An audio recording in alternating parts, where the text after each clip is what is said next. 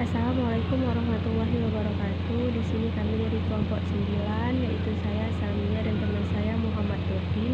Di sini kami ingin menjelaskan beberapa metode, yaitu mengenai metode mid mapping, problem solving, proyek, dan moral pada mata kuliah metodologi pembelajaran PAI.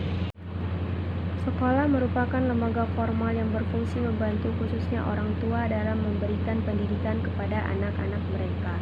Sekolah memberikan pengetahuan, keterampilan, dan sikap kepada anak didiknya secara lengkap sesuai dengan yang mereka butuhkan. Semua fungsi sekolah tersebut tidak akan efektif apabila komponen dari sistem sekolah tidak berjalan dengan baik, karena kelemahan dari salah satu komponen akan mempengaruhi komponen lainnya, yang pada akhirnya akan mempengaruhi juga pada sistem itu sendiri. Salah satu dari bagian komponen sekolah tersebut yaitu ialah guru. Sebagai guru, kita dapat melihat bahwa pembelajaran menjadi kurang efektif karena jumlah siswa yang terlalu banyak dengan beragam karakter yang berbeda-beda. Hal ini tentu saja merupakan hambatan bagi guru dalam mengelola kelas. Namun, hambatan tersebut bisa diubah menjadi kekuatan dalam pengelolaan kelas yang efektif dan efisien, sehingga nantinya akan mendapat hasil yang memuaskan, yaitu dengan cara pemilihan metode yang tepat untuk mata pembelajaran pendidikan agama Islam dalam penggunaan metode yang bisa digunakan dan disesuaikan pemilihan penggunaannya.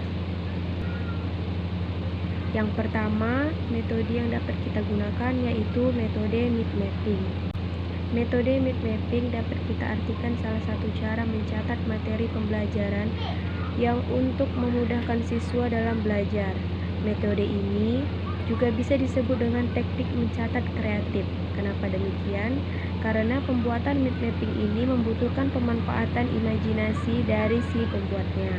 Cara pembuatan mid mapping terlebih dahulu, siapkan selembar kertas kosong yang diatur dalam posisi landscape, kemudian tempatkan topik yang akan dibahas di tengah-tengah halaman kertas dengan posisi horizontal.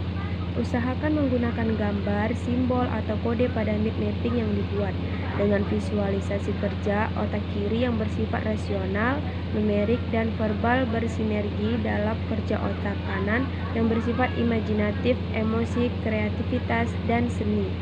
Dengan mensinergikan potensi otak kiri dan kanan, siswa dapat lebih mudah menangkap dan menguasai materi pembelajaran.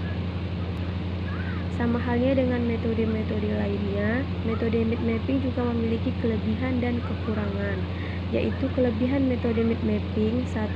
Dapat mengemukakan pendapat secara bebas, dapat bekerja sama dengan teman lainnya, catatan lebih padat dan jelas, lebih mudah mencari catatan jika diperlukan, catatan lebih terfokus pada inti materi, memudahkan melihat gambaran keseluruhan, dan membantu otak untuk mengatur, mengingat, membandingkan, dan membuat hubungan. Kekurangan pada metode mid mapping yaitu hanya siswa yang aktif yang terlihat, tidak sepenuhnya murid yang belajar, dan mid mapping siswa bervariasi sehingga guru akan kewalahan memeriksa mid mapping siswa tersebut. Assalamualaikum warahmatullahi wabarakatuh. Saya akan melanjutkan presentasi dari teman saya Salmia, yaitu B, metode problem solving. Metode problem solving bukan sekedar metode mengajar, tetapi suatu metode berpikir. Karena dalam metode solving dapat menggunakan metode lainnya, yang dimulai dari mencari data hingga menarik suatu kesimpulan. Metode ini bisa membuat pendidikan sekolah lebih relevan dengan kehidupan dan juga merangsang pengembangan kemampuan berpikir siswa. Kemudian proses belajar mengajar melalui pemecahan masalah yang nantinya dapat membiasakan siswa dalam menyelesaikan bermacam-macam cara yang dapat dilakukan untuk memecahkan masalah.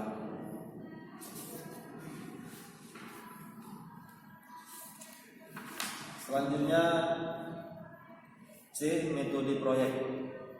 Metode proyek ialah cara penyajian pembelajaran yang bertitik tolak dari suatu masalah, kemudian dibahas dari berbagai segi yang berhubungan sehingga pemecahannya secara keseluruhan dan bermakna.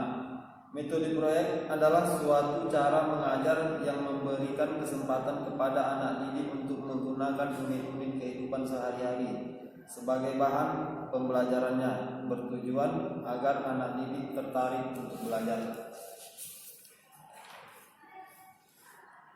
D.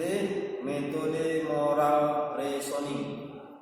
Secara sederhana, reasoning bisa diartikan sebagai mencari pemecahan atau sebuah masalah dengan menggunakan logika sehat. Sehingga moral reasoning bisa diartikan sebagai upaya kita untuk memecahkan masalah moral dengan menggunakan logika sehat.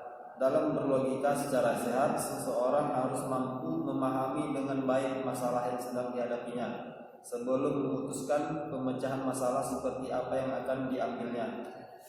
Setelah masalah teridentifikasi dengan jelas, orang tersebut harus berreasoning, yaitu membuat pertimbangan-pertimbangan. Kesimpulan, berikut ini adalah pengertian dari masing-masing 4 metode yang kita bahas. Yang pertama, mind mapping adalah satu cara mencatat materi pembelajaran yang untuk memudahkan siswa dalam belajar. Metode ini juga bisa disebut dengan teknik mencatat kreatif. 2. Metode problem solving. Bukan sekedar metode mengajar, tetapi suatu metode berpikir. Karena dalam metode solving dapat menggunakan metode lainnya yang dimulai dari mencari data hingga menarik suatu kesimpulan. C. Metode atau unit ialah cara penyajian pembelajaran yang bertitik tolak dari suatu masalah, kemudian dibahas dari berbagai segi yang berhubungan, sehingga pemecahannya secara keseluruhan dan bermakna. D. Metode moral reasoning bisa diartikan sebagai upaya kita untuk memecahkan masalah moral dengan menggunakan logika sehat. Demikian yang dapat saya sampaikan dan saya serahkan kembali kepada teman saya Salmia. Terima kasih.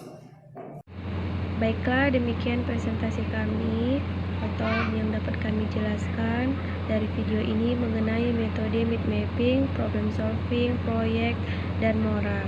Kami sangat menyadari dari video kami ini masih banyak kekurangan. Untuk itu kami mohon maaf. Semoga video kami ini dapat bermanfaat bagi yang telah menontonnya. Assalamualaikum warahmatullahi wabarakatuh.